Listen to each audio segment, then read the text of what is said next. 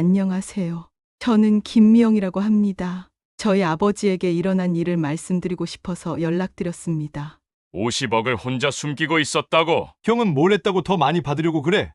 내가 해준 게 얼마인데? 이것은 바로 엊그제 저희 집에서 벌어진 일입니다. 평생 조용했던 저희 가족이 서로를 향해 고성을 지르며 싸우고 있었습니다. 첫째 형 민수와 막내 준호가 서로 멱살까지 잡을 뻔했고 저는 그 사이에서 말리느라 정신이 없었습니다. 하지만 이들이 모르는 더 큰 비밀이 있었습니다. 그 진실을 알게 되었을 때는 이미 모든 것이 달라져 있었습니다.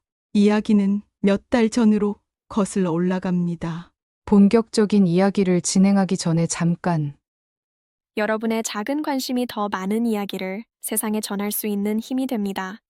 구독과 좋아요로 함께 해주세요. 저희 아버지 김철수는 68살의 평범한 노인이었습니다. 낡은 운동복 차림에 약간 구부정한 어깨를 하고 계셨죠. 아파트도 오래된 20평 남짓한 곳에서 혼자 사셨습니다. 아버지는 평생 건설 현장에서 일용직으로 일하셨어요. 어머니가 돌아가신 후로는 더욱 검소하게 사셨죠. 냉장고엔 늘 김치와 라면, 계란 몇 개 정도만 있었고 옷도 몇 벌 없어서 늘 똑같은 차림이셨습니다. 솔직히 말하면 저희는 아버지에게 그리 관심이 없었습니다. 명절 때나 잠깐 들르는 정도였죠.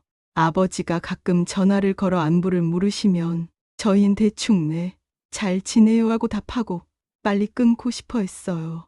특히 아버지가 돈 얘기를 꺼내실 때면 더욱 그랬습니다.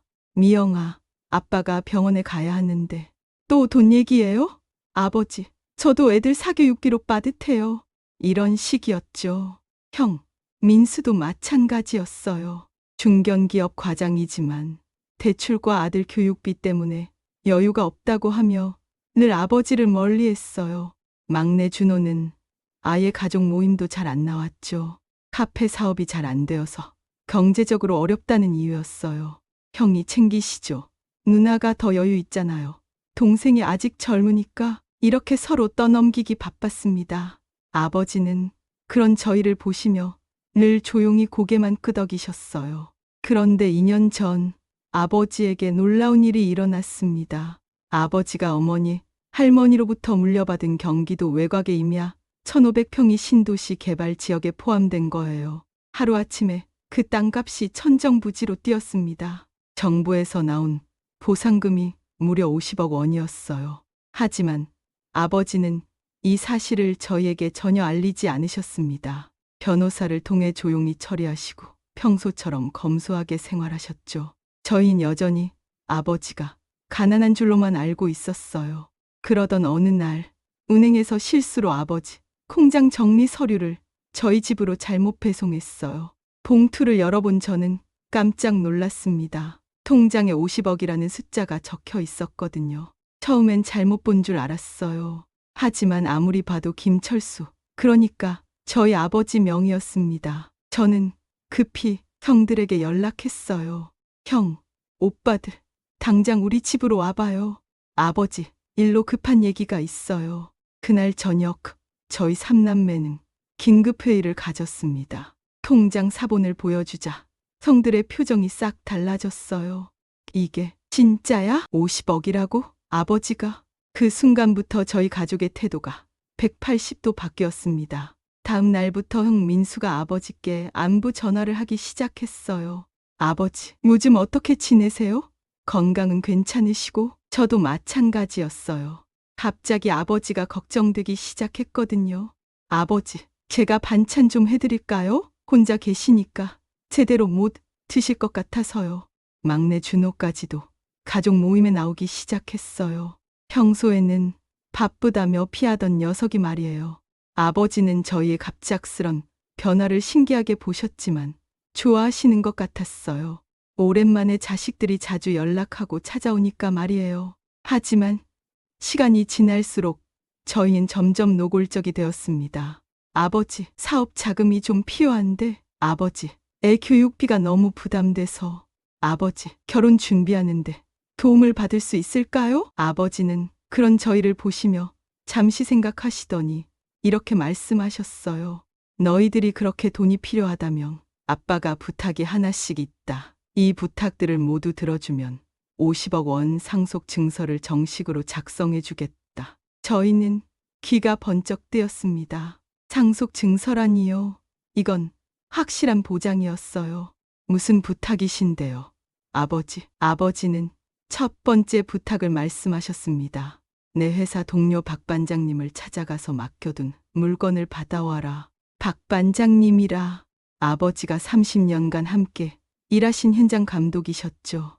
이미 은퇴하셨지만 가끔 아버지와 연락하고 지내신다고 들었어요. 저희는 조금 귀찮다고 생각했지만 50억을 위해서라면 못할 게 없었어요.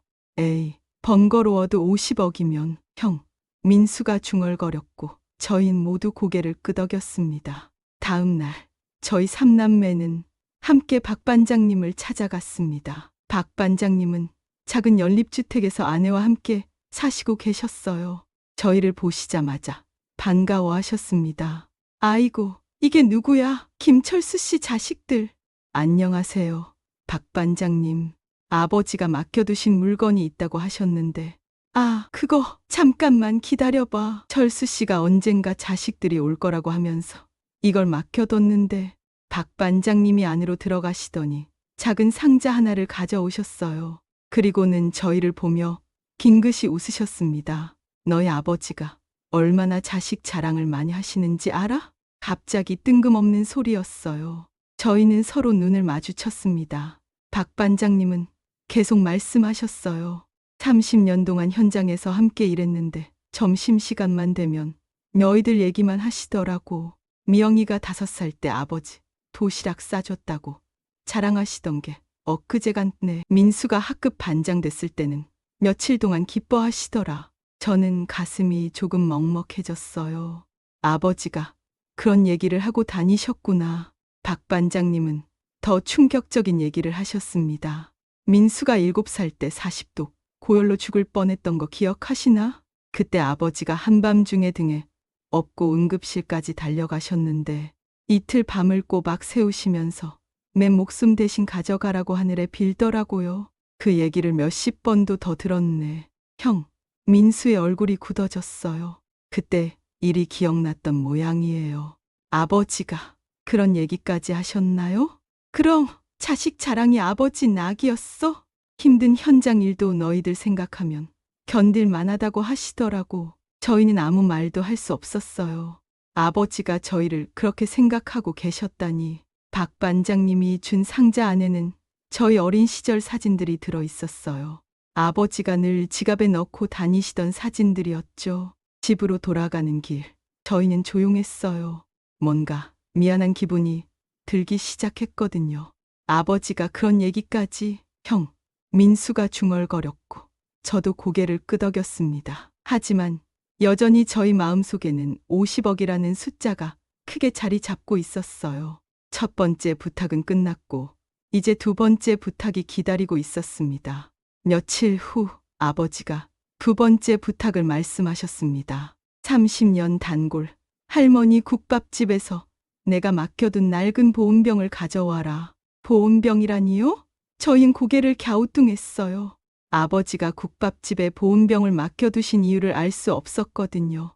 아직도 그 집이 있을까? 형, 민수가 반신반의하며 말했어요. 30년이나 된 국밥집이라니 이미 문 닫았을 수도 있었죠.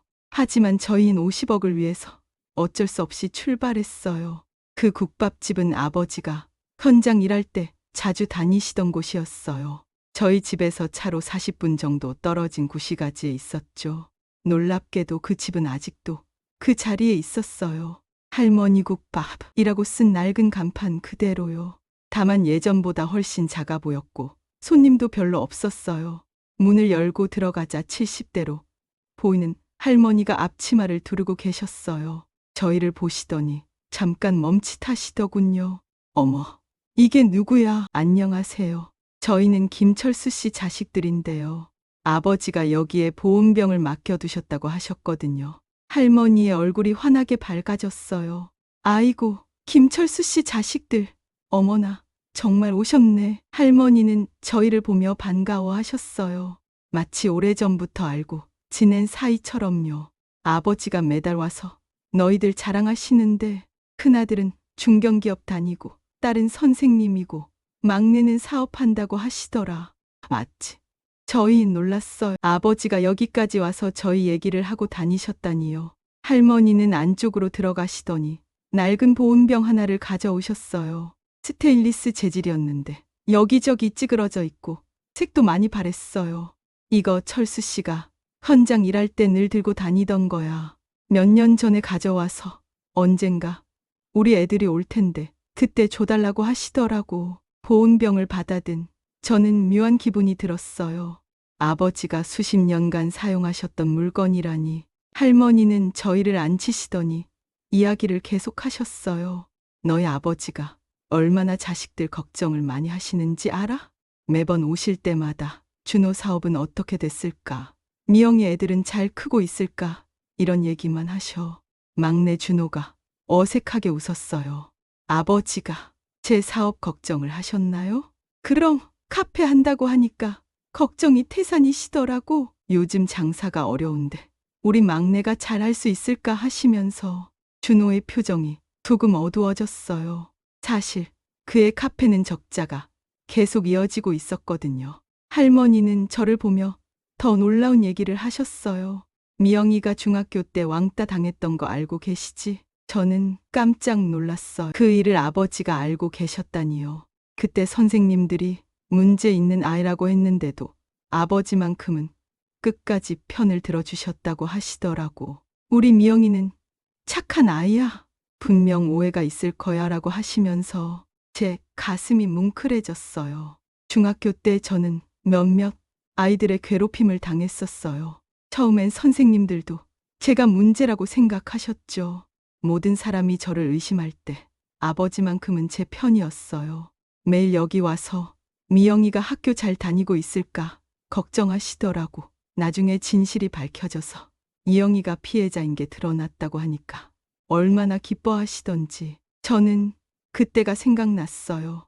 결국 진짜 가해자들이 밝혀졌고 저는 억울함을 풀 수 있었죠. 그때 아버지가 저를 꼭 안아주시며 아빠는 우리 미영이를 믿었다고 하셨던 기억이 났어요. 할머니는 형 민수에 대한 얘기도 하셨어요. 민수는 공부 잘한다고 자랑 많이 하셨어.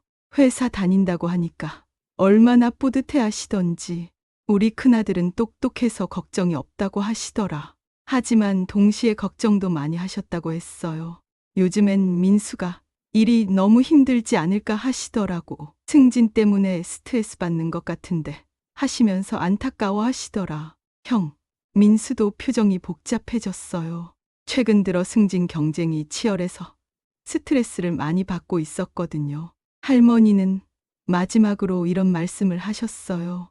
너희 아버지는 참 좋은 분이야. 힘든 일 하시면서도 늘 자식들 걱정만 하시더라고. 가끔 여기 와서 혼자 밥 드시는데 그 모습이 참 쓸쓸해 보였어. 저희는 아무 말도 할 수 없었어요. 아버지가 여기서 혼자 밥을 드시며 저희를 그렇게 걱정하고 계셨다니. 아버지가 우리를 이렇게 생각하고 계셨구나. 제가 중얼거리자 형들도 고개를 끄덕였어요. 할머니는 저에게 국밥을 한 그릇씩 끓여주셨어요.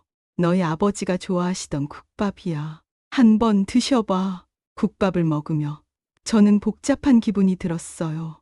이 맛을 아버지가 수십 년간 드셨을 거라고 생각하니까요. 혼자서 말이에요. 집으로 돌아가는 길, 저희는 보온병을 번갈아 가며 들여다봤어요. 안에는 아무것도 들어있지 않았지만 왠지 무겁게 느껴졌어요. 아버지가 우리를 이렇게 생각하셨구나. 준호가 조용히 말했고 저희는 모두 고개를 끄덕였어요. 첫 번째 부탁에서는 살짝 미안한 정도였는데 이번엔 좀 더 마음이 무거워졌어요. 하지만 여전히 50억이라는 숫자가 저희 마음을 지배하고 있었어요. 아버지는 저희가 돌아오자 보온병을 보시며 긴긋이 웃으셨어요. 할머니가 잘 계시던가? 네, 아버지. 그런데 아버지가 거기서 저희 얘기를 많이 하셨다고 하시던데 아버지는 그저 웃기만 하셨어요. 응, 이제 세 번째 부탁을 들어보자. 저희는 귀를 기울였어요. 절반 이상 끝났으니까 이제 곧 상속 증서를 받을 수 있을 거라는 기대감이 들었거든요. 하지만 저희는 아직 몰랐어요. 아버지에게 저희가 상상할 수 없는 더 큰 비밀이 숨겨져 있다는 것을. 그런데 여기서 여러분께 충격적인 사실 하나를 더 알려드려야겠습니다. 사실 저희 아버지에게는 저희가 전혀 모르는 더 큰 비밀이 있었어요. 아버지에게 남은 시간이 단 3개월 뿐이었다는 것입니다. 3개월 전 아버지는 폐암 말기 진단을 받으셨어요. 하지만 저희는 이 사실을 전혀 모르고 있었습니다. 아버지가 혼자서 모든 걸 감당하고 계셨거든요. 그럼 저희는 모르는 상태에서 아버지의 마지막 소원을 들어드리고 있었던 건가요? 생각해보면 정말 끔찍한 일이었어요. 하지만 그때 저희는 오로지 50억만 생각하고 있었습니다. 아버지가 세 번째 부탁을 말씀하셨어요. 동네 구멍가게 김 사장님한테 맡겨둔 물건을 찾아와라. 구멍가게라고 하시니 저희 집 근처에 있던 그 작은 가게가 떠올랐어요. 저희가 어릴 때 자주 가던 곳이었죠. 구멍가게요? 김 사장님이 아직도 계실까요? 준호가 의아해하며 물었어요. 40년 가까이 된 가게니까 이미 문 닫았을 수도 있었거든요. 가서 확인해봐라. 아직 계실 거야. 아버지는 확신에 차서 말씀하셨어요. 다음 날 저희는 어쩔 수 없이 그 구멍가게로 향했어요. 집에서 걸어서 10분 정도 거리였죠. 놀랍게도 그 가게는 아직도 그 자리에 있었어요. 김간 에마트라고 쓰인 작은 간판 그대로요. 다만 예전보다 훨씬 낡아 보였고 물건도 별로 없었어요. 문을 열고 들어가니 60대 후반으로 보인 남자분이 계산대에 앉아 계셨어요. 저희를 보시더니 깜짝 놀라셨어요. 어머, 이게 누구야? 철수 씨 식들. 김 사장님이었어요. 40년 전과 비교하면 많이 늙으셨지만 여전히 인자한 얼굴이셨어요. 안녕하세요. 김 사장님, 오랜만이에요. 제가 인사드리자 김 사장님은 반가워하셨어요. 어머나, 미영이 맞지? 이제 다 컸네. 민수도 준호도 얼마나 오랜만이야? 김 사장님은 저희를 마치 손자처럼 반겨주셨어요. 그런데 무슨 일로 왔니? 아, 혹시 아버지가 말씀하신 그 물건 때문에? 네, 맞아요. 아버지가 뭔가 맡겨두셨다고 하시던데. 김 사장님은 고개를 끄덕이시더니 안쪽으로 들어가셨어요. 잠시 후 작은 봉투 하나를 가져오셨죠. 이거야. 몇 달 전에 가져와서 언젠가 우리 애들이 올 텐데 그때 줘달라고 하시더라고. 봉투를 받아보니 그리 무겁지 않았어요. 안에 뭐가 들어있는지 궁금했지만 아직 열어보지는 않았어요. 김 사장님이 저희를 보며 감회에 젖어 말씀하셨어요. 너희들 어릴 때가 엊그제 같은데 여기서 라면도 끓여 먹고 과자도 사 먹고 그랬잖아. 그러더니 갑자기 진지한 표정이 되셨어요. 너희들 아버지가 얼마나 힘들게 사셨는지 알기나 하니? 갑작스러운 질문에 저희는 당황했어요. 네? 너희들 어릴 때 아버지가 야근하면 여기서 라면 끓여 먹던 거 기억나니? 집에 가면 너희들 깨울까봐 여기서 밤을 새우시던. 저는 그때가 생각났어요. 아버지가 늦게 들어오시면 부엌에서 라면 끓이는 소리가 났었죠. 그런데 그게 여기서였다니. 김 사장님은 더 놀라운 얘기를 하셨어요. 추운 겨울에 너희들 장갑 사러 왔다가 자기 점심값까지 쓰시던 그 다음 날 라면으로 때우시더라고. 나이 그러지 말라고 했는데 애들이 추우면 안 되잖아라고 하시면서 제 마음이 뭉클해졌어요. 아버지가 당신 점심을 굶으면서까지 저희 장갑을 사주셨다니. 너희들 성적표 받으면 여기 와서 보여주시며 좋아하시던. 특히 미영이가 100점 받았을 때는 온 동네에 자랑하고 다니셨어. 김 사장님은 준호를 보며 더 충격적인 얘기를 하셨어요. 준호가 고등학교 때 몰래 오토바이 타다가 큰 사고 났던 거 기억하지? 준호의 얼굴이 순간 굳어졌어요. 그 일은 그에게 트라우마로 남아있는 사건이었거든요. 상대방 차 범퍼를 확 긁어버리고. 그때 아버지가 얼마나 힘들어 하셨는지 알아? 김 사장님의 목소리가 진지해졌어요. 몇백만 원 변상금 때문에 여기서 라면으로 몇 달을 버티셨어. 하루 한 끼로 버티시면서. 그런데도 준호한테는 괜찮다, 다친 곳 없으면 됐다고만 하시더라고. 준호의 눈에 눈물이 고였어요. 그때 일이 떠올랐나 봐요. 나중에 혼자 여기 와서 내가 용돈을 더 줬으면 아이가 그러지 않았을 텐데라고 자책하시던, 자식이 잘못해도 자기 탓만 하시더라고. 김 사장님이 계속 말씀하셨어요. 너희들은 그런 아버지 마음을 알기나 하니? 평생 너희들만 생각하고 사셨는데 저희는 아무 말도 할 수 없었어요. 어린 시절 아버지의 희생들이 하나씩 되살아났거든요. 김 사장님은 마지막으로 이런 말씀을 하셨어요. 요즘도 가끔 오시는데 여전히 너희들 걱정만 하셔. 애들이 잘 살고 있을까? 행복할까? 그런 얘기만 하시고 그러시더니 저희를 지그시 보셨어요. 너희들 아버지한테 잘해드려야 해. 나이 많으시잖아. 저희는 집으로 돌아가는 길 내내 말이 없었어요. 김 사장님이 해주신 얘기들이 계속 맴돌았거든요. 특히 준호는 많이 충격받은 것 같았어요. 오토바이 사건 때 아버지가 그렇게 고생하셨다는 걸 처음 알았거든요. 내가 그때 아버지를 얼마나 힘들게 했을까. 준호가 중얼거렸고 저희는 모두 고개를 끄덕였어요. 집에 도착해서 봉투를 열어보니 저희 어린 시절 그림들이 들어있었어요. 유치원 때 그린 가족 그림들이었죠. 아버지가 이런 것까지 보관하고 계셨다니. 그림 속 아버지는 늘 가족들과 함께 웃고 있었어요. 저희가 그린 아버지는 항상 행복해 보였죠.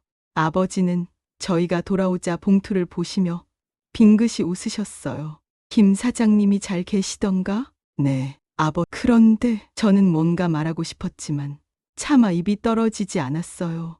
어린 시절 아버지의 희생과 사랑이 생각나면서 눈물이 났거든요. 이번엔 정말로 마음이 무거워졌어요. 첫 번째, 두 번째 부탁과는 차원이 달랐어요. 아버지가 저희를 위해 얼마나 많은 걸 희생하셨는지 되닫게 됐거든요. 하지만 아직 마지막 부탁이 남아 있었어요. 그리고 저희는 몰랐어요. 그 마지막 부탁이 저희 인생을 완전히 바꿔놓을 거라는 것을. 며칠 후 아버지가 네 번째이자 마지막 부탁을 말씀하셨어요. 이제 마지막이다. 너희들이 찾아온 물건들을 모두 내 방에 정리해놓고 함께 저녁을 먹자. 마지막 부탁치고는 너무 간단했어요. 저희는 조금 허탈하기도 했지만 드디어 50억 상속 증서를 받을 수 있다는 기대감에 부풀어 있었어요. 그날 저녁 저희 삼남매는 모두 아버지 집에 모였어요. 박 반장님께 받은 사진들, 할머니 국밥집의 보온병, 김 사장님께 받은 어린 시절 그림들을 모두 아버지 강에 정리해뒀죠. 아버지는 오랜만에 푸짐한 저녁을 준비해 주셨어요. 저희가 어릴 때 좋아했던 음식들로 말이에요. 자, 이제 다 모였네. 오랜만에 가족이 함께 밥을 먹는구나. 아버지는 정말 기뻐하셨어요. 저희도 마음 한편으로는 따뜻한 기분이 들었어요. 지난 며칠 동안 들었던 이야기들 때문에 아버지가 새롭게 보이기 시작했거든요. 밥을 먹으며 저희는 그동안의 일들을 이야기했어요. 아버지, 박 반장님이 아버지 자랑을 정말 많이 하시더라고요. 할머니도 아버지가 저희 걱정을 많이 하신다고 하시던데 아버지는 그저 미소만 지으셨어요. 아빠는 너희들이 자랑스럽다. 그동안 고생 많았어? 그때 갑자기 전화벨이 울렸어요. 여보세요? 아버지가 전화를 받으셨는데 상대방이 뭔가 중요한 얘기를 하는 것 같았어요. 아버지의 표정이 점점 굳어졌거든요. 아, 네, 알겠습니다. 전화를 끊으신 아버지는 잠시 생각하시더니 저희를 보셨어요. 미안하다. 급한 일이 생겨서 잠깐 나가봐야겠다. 너희들은 집에서 기다리고 있어라. 아버지가 나가신 후 저희는 거실에 남아 있었어요. 약간 어색한 분위기였죠. 그런데 30분쯤 지났을 때 집 전화가 울렸어요. 여보세요? 제가 받았는데 상대방은 병원에서 전화한 것 같았어요. 김철수 환자 보호자이신가요? 검사 결과 안내드릴 게 있어서 연락드렸습니다. 네, 환자요? 저는 깜짝 놀랐어요. 아버지가 병원에 다니신다는 얘기를 들은 적이 없었거든요. 폐암 말기 소견이 나왔습니다. 이미 설명드린 대로 남은 시간이 많지 않으실 것 같아서 보호자분들과 상의하실 일이 있으시면 언제든 연락 주세요. 전화기가 손에서 떨어질 뻔했어요. 폐암 말기라고요? 형들도 제 얘기를 듣고 얼굴이 하얗게 됐어요. 아버지가 암에 걸리셨다고? 그것도 말기라고. 저희는 완전히 충격에 빠졌어요. 아버지가 그런 큰 병을 앓고 계셨는데 저희는 전혀 몰랐던 거예요. 그때 준호가 떨리는 목소리로 말했어요. 그럼 아버지가 시한부라는 걸 알면서도 우리는 돈 얘기만 했던 거야? 그 순간 저희는 깨달았어요. 지난 몇 달 동안 저희가 얼마나 끔찍한 짓을 했는지를. 저는 눈물이 쏟아졌어요. 마지막에 가족이 화해하는 모습을 보고 싶으셨구나. 형, 민수도 목이 메었어요. 우리를 시험한 게 아니라 추억을 선물해 주신 거였어. 그때 저는 아버지 강에서 뭔가 찾아봐야겠다는 생각이 들었어요. 혹시 다른 단서가 있을지도 모르니까요. 아버지 방을 정리하던 중에 책상 서랍에서 작은 수첩 하나를 발견했어요. 표지가 낡고해진 걸 보니 오래된 것 같았어요. 수첩을 열어보는 순간 저는 더 큰 충격을 받았어요. 거기에는 저희 각자가 어릴 때 좋아했던 것들이 세세하게 적혀 있었어요. 민수, 초콜릿 과자 좋아함. 요즘도 좋아할까? 미영, 딸기 우유 매일 사달라고 했었는데 지금 딸들도 좋아할까? 준호, 축구화 사주지 못해서 미안했다. 결혼할 때는 꼭 아버지가 평생에 걸쳐 저희를 관찰하고 기록해 두신 거였어요. 수첩 마지막 페이지에는 이런 글이 적혀 있었어요. 돈이 생겼으니 이제 애들 좋아하는 거 다 사줄 수 있는데 벌써 다 컸네. 시간이 얼마 남지 않았으니 마지막에라도 가족이 다시 화목해졌으면 좋겠다. 저는 그 글을 읽고 완전히 무너졌어요. 형들, 이거 봐. 형들도 수첩을 보더니 눈물을 터뜨렸어요. 아버지가 평생 우리만 생각하고 사셨어. 우리가 좋아하는 걸 사주고 싶어 하셨는데 그때 현관문이 열리는 소리가 났어요. 아버지가 돌아오신 거였어요. 저희는 거실로 뛰어나가 아버지를 붙잡았어요. 아버지, 아빠, 아버지, 왜 아무 말씀 안 하셨어요? 아버지는 저희가 갑자기 이러자 당황하셨어요. 왜 그러니? 병원에서 전화 왔어요. 아버지가 암이라고, 말기라고. 아버지의 표정이 순간 굳어졌어요. 들킬 줄 몰랐던 모양이에요. 저는 아버지를 꼭 안았어요. 어린아이가 된 것처럼 울면서요. 미안해. 죽지 마. 제발. 형, 민수도 눈물을 흘리며 말했어요. 아버지, 저희가 얼마나 못된 자식이었는지, 내가 왜 그랬을까. 준호는 아예 바닥에 주저앉아서 울고 있었어요. 아버지, 제발 살아줘. 이제라도 진짜 효도하고 싶어. 아버지도 눈물을 흘리셨어요. 괜찮다. 아빠는 이렇게 너희들이 다시 가족이 된 모습을 볼 수 있어서 행복하다. 저희는 그날 밤을 새우며 아버지와 이야기했어요. 그동안 하지 못했던 모든 말들을 했죠. 아버지는 50억은 이미 저희 명의로 나눠서 처리해뒀다고 하셨어요.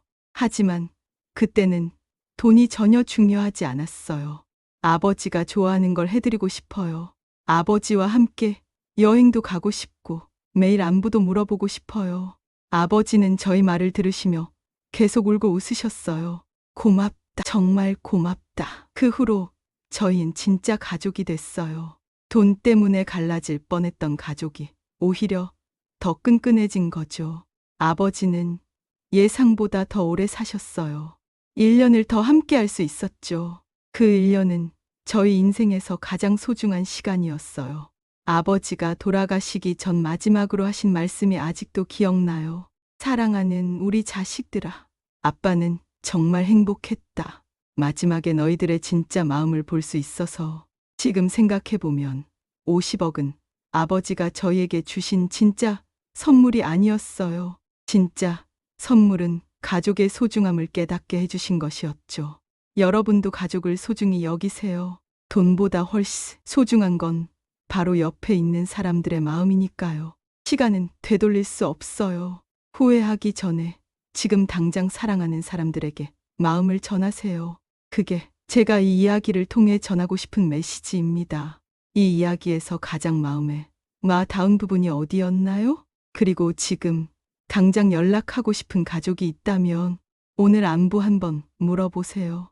여러분의 가족 이야기나 느낀 점을 댓글로 나눠주시면 정말 감사하겠습니다. 구독과 좋아요로 응원해주시고 다음에도 마음 따뜻해지는 이야기로 찾아오겠습니다.